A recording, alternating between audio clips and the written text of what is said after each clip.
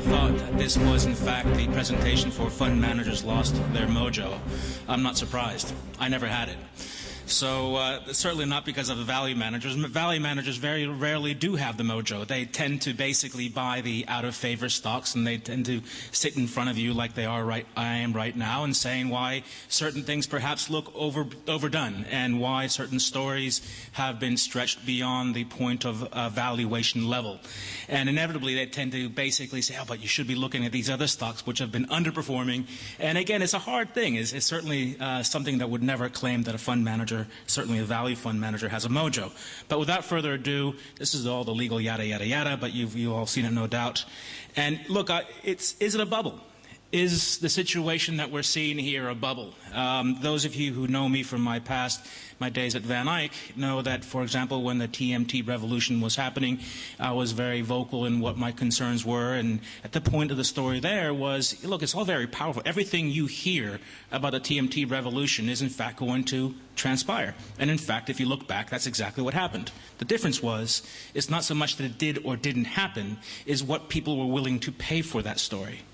And so really, if you think about it, all assets, doesn't matter what the hell you're pricing, all assets are priced off basically a simple supply and demand curve. And really, what depends here is whether the demand curve or the supply curve is actually moving up and down, which of course is moving the share price, or in this case, the price of the assets.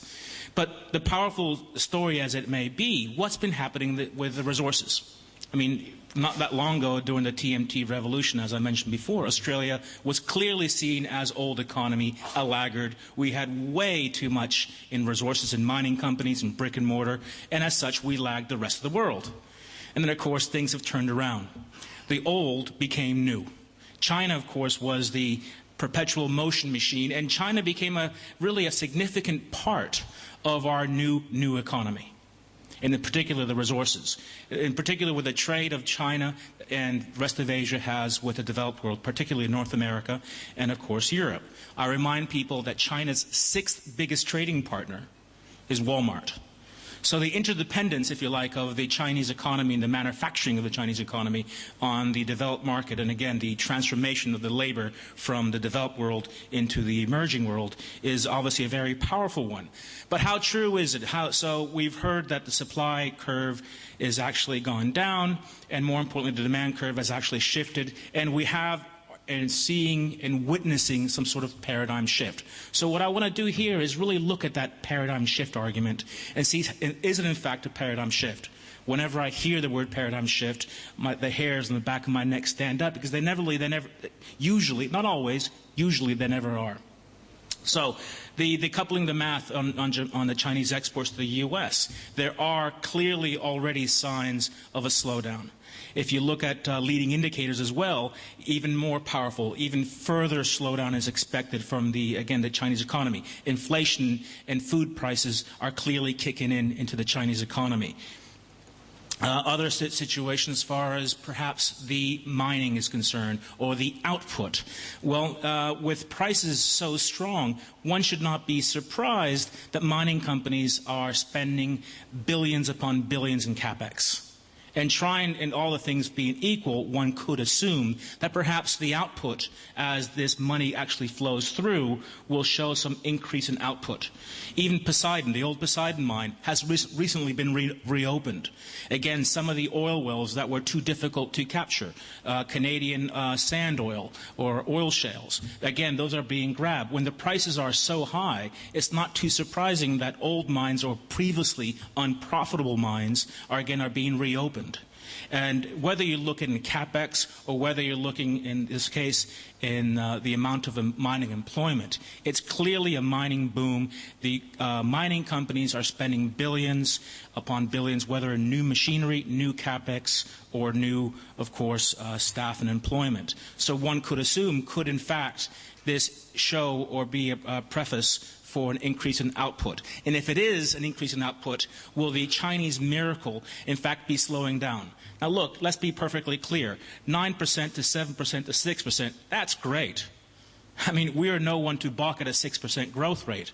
But when the market begins to price in 9% or 10% as sustainable, a decline from 9 to 6 is a major drawback.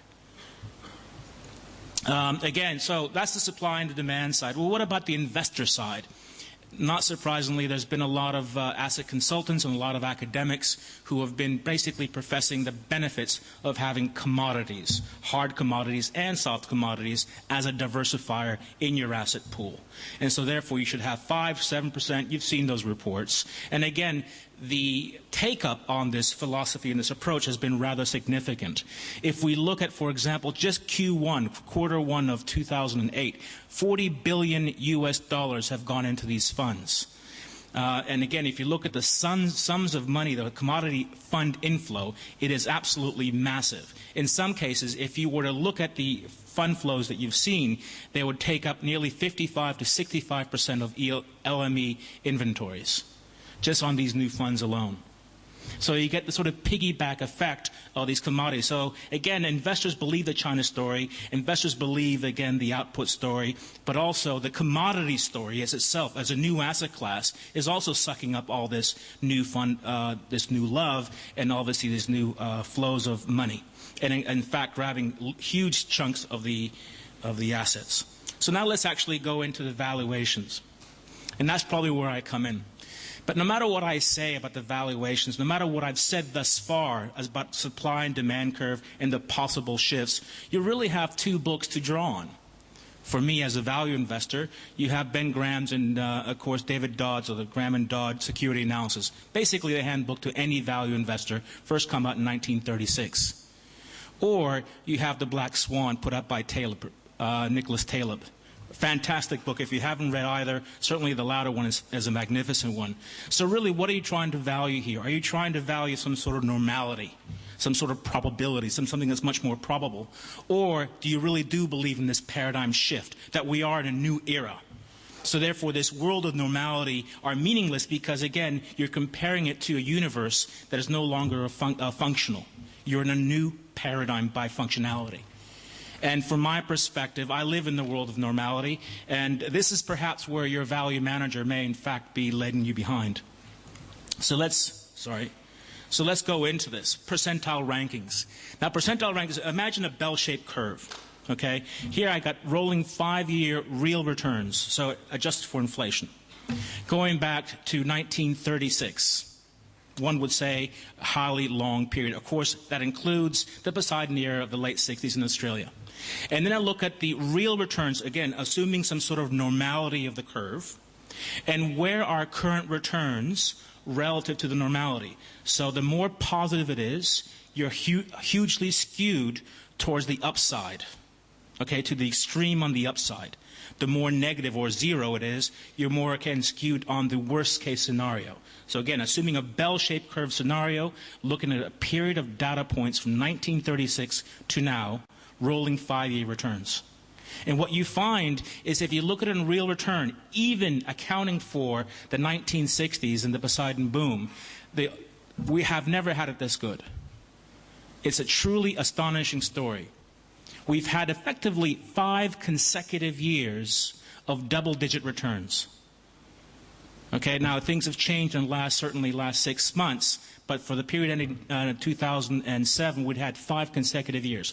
Not once has the Australian market given you 5 consecutive years of double-digit returns.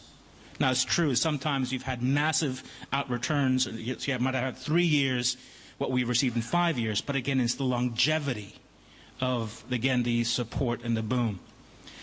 Yesterday's economy has become today's new economy. And here's what I've done with the help of our friends at JP Morgan, the Quant House, is we looked at, in essence, the totality of the new economy and the old economy. And lo and behold, of course, in the 2000, it was all maroon, meaning that it was mostly predominantly the rest of the market in the new economy, which was rallying. If you look at the best performing, the top 5% in the ASX 200, back in 2000, they were all TMT. Now, of course, in this period, granted, ranging between 70, 80% to 100% since 2006, they've all been mining and material company and energy companies. So we've seen a complete role reversal, if you like, of the coin flipping from one end to the other. The market breadth, this is probably even more astounding, has really massively shifted. Again, when you see the figures so low, that means it's only really a handful of stocks which are delivering the strong performance in the market. So remember I said before we had 5 consecutive years of double-digit returns? With the breadth so low, that's telling you that it's, again, it's not a broad market rally, but rather it's a bifurcation. Here's a word you probably hadn't heard since the TMT bubble, the division between the haves and the have-nots. If you look at the 3-tiered market, here we got the ASX 200. The PE for the ASX 200 was 13.6, dividend yield of 4.6. If you look at the resources, 27 versus 1.3. But here's the more astounding numbers. If you look at the resources, ex-BHP and Rio, just 2 companies, which granted dominate the index in the resources, look what happens to the PE and the price to book. The price to book is now 4 times. The PE is 46.8. Now, I find this astonishing. I find this astonishing because when I first came to Australia 20 years ago, freshly out of grad school, and I remember studying all these stuff, and my boss then told me, you know what, Rob, you don't buy low PE when it comes to resource companies. What do you mean? That means it's cheap. Goes, no, not in resources. Because resources are cyclical, meaning that the P tends to be more volatile than the E. So really, you want to buy companies, resource companies, when the volatility, when, if you like, the PEs are quite high. Because what that typically means is that their earnings is too massively low. Now, what's happened here is that the earnings, without a doubt, have rallied. The earnings are well above norm. The earnings, the profitability, the P&L is well above normality. Yet the PEs and the valuations, as you can see here, are clearly on the high end. Again, the market has priced in this new paradigm. If you look at the dividend yield comparisons, here too, you see the same sort of thing, where the dividend yield, you normally see a pickup between the resources and the minings, but the differential now is quite astounding. Here's another chart which basically, I hope you can see this, basically shows the cyclicals versus the defensives. Now, again, if one would assume, in normality, we've always called resource companies a cyclical company. Because, again, their earnings tend to be quite volatile, historically speaking. And so most cyclicals have underperformed defensive stocks, except for materials. Again, further evidence of a bifurcation within the market. And that, by the way, that's not just an Australian phenomenon, but pretty much a global phenomenon, with the exception, of course, of Asia, where, again, the cyclical companies are very rare indeed. But really, the thing that really astounds me is probably being said right now that other presentations have fund managers lost their mojos, or have active managers lost their mojo. Because what's been typically happened, having done this myself, most clients tend to build what I call a bookend portfolio. You've got an active value manager on one side, you've got a core style neutral active manager in the middle, and you have a active fundamental growth manager on the other side. Depending on how wide you put the value in growth, i.e. your risk budget, determines how volatile your totality of your portfolio may be.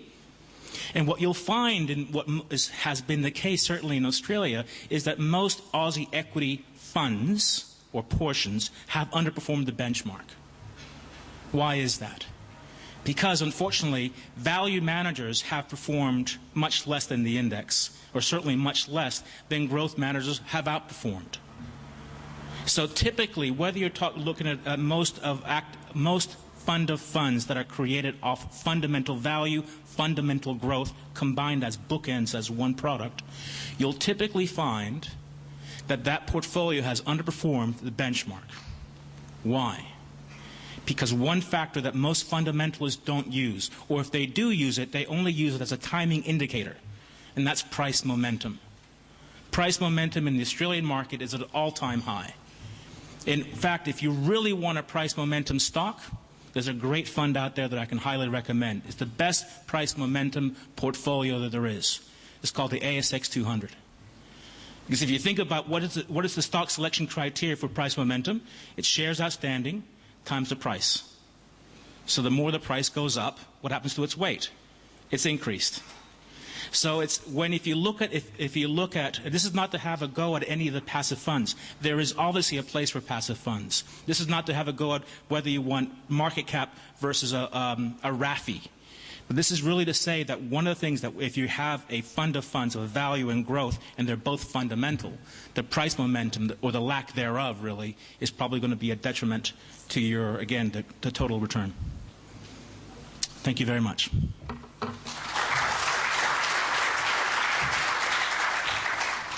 Well, I signed up for this opportunity to present today about 8 weeks ago, and I think that was probably just about the peak in the oil price of just over $140, and in the last 8 weeks it's fallen 30%.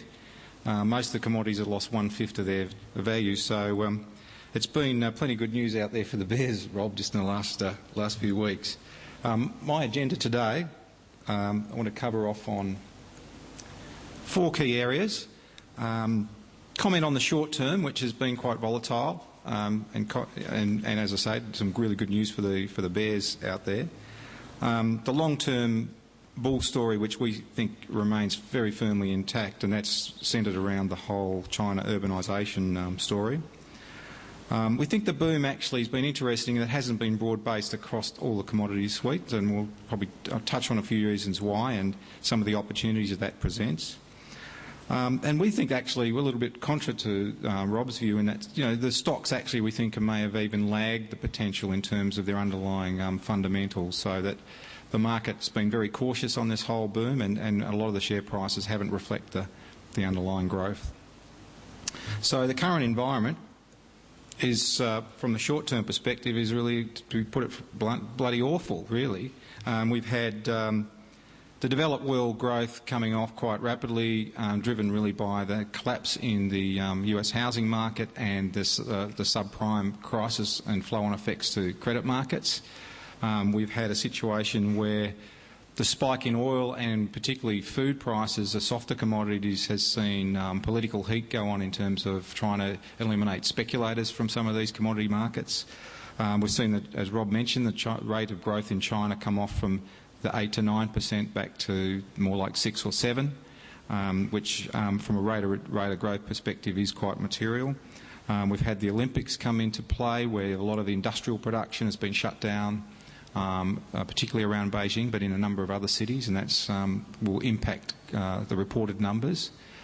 A word of warning here, the next few months, July, August, you're going to see patchy headline numbers from in terms of growth from China, looking at the various indicators. Please do not panic, they're really just driven by some of these shorter term factors. We've seen infrastructure bottlenecks. We know the infrastructure bottlenecks at the Australian end, or typically in terms of road and port, rail and port infrastructure. We're seeing bottlenecks now at the Chinese end, where ships are queuing at Chinese ports because the infrastructure is groaning to satisfy the demand. We've actually seen demand destruction as the prices have, particularly say an example of oil, as prices have rallied very strongly, you've seen demand decline. So US Department of Trade statistics keep track of the number of billions of miles that the US population drive every year, and the last few months they're coming off 3 to 4% per annum, which is well below. It's the first time in the series that you've seen such negative growth. And that's in response to the higher commodity prices.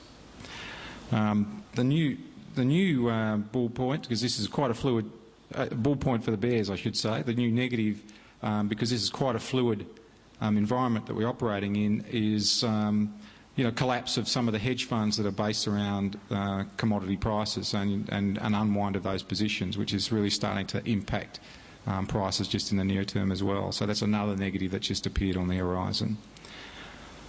I've listed 2 positives in the current environment. In fact, there's actually 3 now. Over the weekend we've seen the US government step in to essentially privatise the Freddie Mac and Fannie Mae mortgage providers in the United States, and that's interesting because it's material. It's quite a significant change, and that's roughly 2/3 of US mortgages are derived from those 2 companies. So that's a big underpinning of the market, and we think a very good positive change. But interesting, on the 25th of July, actually, it's got an important date. The Politburo in China announced a shift in policy. The policy up until that point has been really about controlling inflation and the demand growth that was occurring in that economy, so slowing down an overheating economy. The shift on the 25th of July is that they're now looking to stimulate growth. And we've seen a couple of policy changes already where underlying loans that the banks can make, there's been an increase in the level that the banks can lend, and we've seen a shift in currency policy where there's no longer going to be a gradual appreciation. So currency appreciation is off the agenda right now. So the policymakers in China are now moving to a stimulatory footing, which is very, very positive. And production costs, I'm talking here at the mine level, have been rising to a point where we have, particularly in areas like zinc and nickel, companies now at the higher cost end are not making any money, so they're going to start shutting down production. So you're going to get a supply response very shortly in some of these commodities.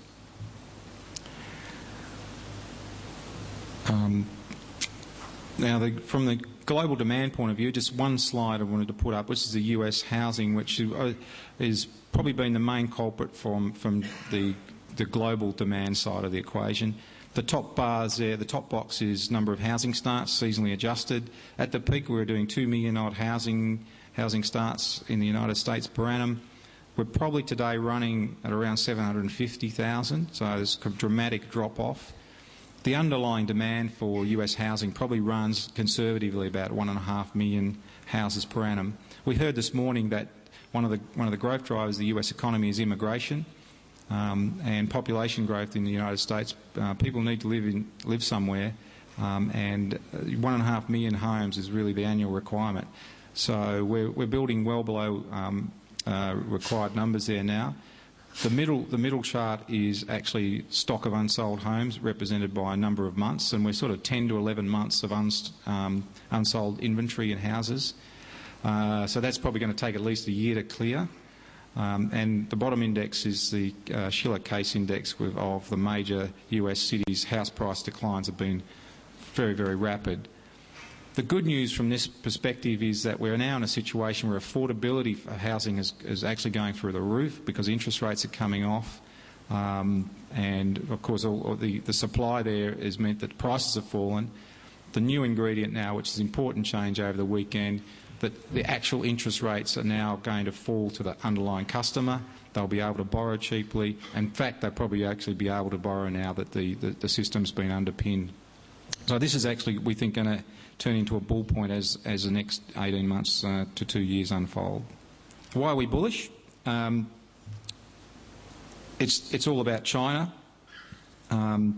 There's a couple of bull points that I'll just highlight on this chart. I think we've, over the last couple of days, have seen some of the bullish long-term numbers in China, but I think the real key story is the urbanisation, and over the next 15 to 20 years we're having roughly 350 million people that will be moving into cities, which is equivalent of the current population of the United States.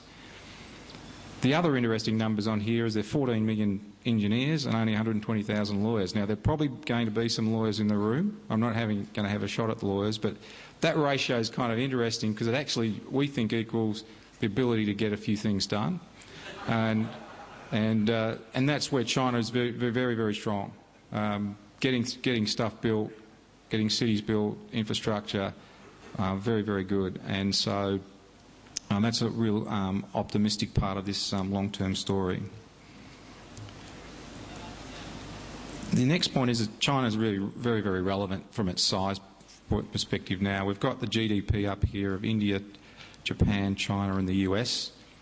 6 or 7 years' time, China will pass Japan in terms of size of GDP, and by about 2040 it will be bigger than the United States. That's just projecting the current growth rates forward. There's a view out there that China could pass the United States before 2040, so it's very conservative, but we're dealing with a very large economy here.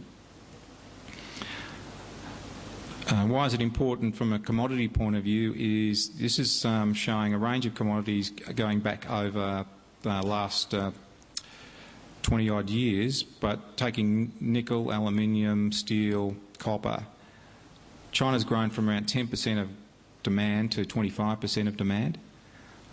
So that's a really 25 to 30%, I should say, in some cases. So that's a very big uplift or offtake in global demand, and it's only going to continue to grow. The laggard there is a really interesting and scary one. That's the oil price, the oil demand, which is still very low relative to the other commodities, and that's only, we think, is only going to increase. Currently, I think 1.4 to 1.5 cars per household in China, and that's very, very low, and it's only going to grow. And I think the other important bull point from commodity offtake into China is that 80% of the commodities end up in a Chinese end use in terms of a factory, a piece of infrastructure, plant and equipment. It's not taking the commodities and then selling back to the global market. So what's happened to commodity prices? Well, this is a 25-year chart and representing both oil and the CRB, which is an index of soft commodities, base metals and energy. Up until the start of this decade, commodities have been very, very flat. This is really only an evolving 6 to 7 year bull market now. And so we're still we believe, very, very early days. That peak there in the oil price is where I accepted the bull case of signing up and talking about the bull case in commodities, and we've had a recent correction. The interesting thing about the correction, this is the oil price going back over the last decade. There's actually been 20% falls in the oil price through this period. That's nearly one a year. It's a normal event, this volatility. So don't be spooked by it. It happens. It's a regular occurring feature. The other interesting things is commodities have differed in terms of performance, and generally, if China has a strong endowment of the commodity, the price performance has actually been very, very poor. I mean, the performance has been like they've been dud performers. So this is a chart I've used from McKinsey, which shows the mine production from China, the reserves that China has in these various commodities, and the percentage bar is actually the dependence on imports. So the higher percentage, the greater the percentage, the greater reliance on imports. So if you look at, say, a commodity like zinc there, China really only relying at 25% of its production from imports. It has a reasonable endowment of zinc, and consequence of that is zinc has actually been a fairly poor performer of commodities in terms of prices. China actually has a large endowment of coal and a reasonable endowment of iron ore, and really it's only been up until recently that those commodities have started to perform. We call those commodities at a pivot point. And just to run through that example there, this is showing China's export of coal, because it's a large producer of coal. It's actually been a very large net exporter of coal for a number of years, going back from 2003. You can see that as we're moving towards today, that the exports have fallen and imports have risen to a point now where we're actually a net importer. And that's because of the domestic growth is growing to take off all of the domestic demand. And what also has happened is a lot of small mine, inefficient mines have been shut down in China. There's been a lot of, as we probably read a number of times, there's been a lot of accidents, a lot of deaths. A lot of these operations are very marginal, and the government has directed that they be shut down. So the response there is that now we've seen coal prices now really take off. Last year's settlement for thermal coal, it was $125 a tonne, and spot prices are trading at $160 a tonne currently. And that's in an environment where we've seen quite a negative sell-off in commodity prices. So very, very strong demand there. This chart shows the annualised performance of a range of commodities going back over 10 years. And the chart to your left-hand side, the endowment, the commodities that China has a resource endowment, and they've been really poor performers because China's produced all it needs in those commodities. In terms of what we call pivot, which is the coal and iron ore, we're starting to see price improvement because China's running out of its own production. Gold moves really as a monetary item, and China really is growth has been really more on the industrial commodities, so it's a little bit below the others. But then you can see all the commodities that China doesn't produce have been very, very strong performers, and we think that's going to continue. Now, the last bit, which is, I think, at the end of the day, the free set of steak knives, is that we think that the share prices have failed to factor in this super bull cycle, and that the analysts and the market have viewed stocks as being glass half empty pretty much right through the last 6 to 7 years. Now, this is a chart showing BHP forward PE, which is the dark blue line, using JP Morgan numbers, I think. And the share price, which is the greyer line. So basically the forward PE of BHP has fallen pretty much consistently through the boom, and the share price has performed very strongly as the earnings have grown substantially. Woodside, this MacArthur Coal, which is a similar sort of story where the stock has again derated recently. I'll sort of probably just finish up on this one, which is Woodside. It's an oil and gas producer. It's the cheapest that we've seen it over the last 10 years. And the share price has been a strong performer, but very, very cheap. And given the underlying increase in demand in energy and its position in the Asia-Pacific region, that's got to be an interesting acquisition to any portfolio. So that concludes my sort of presentation.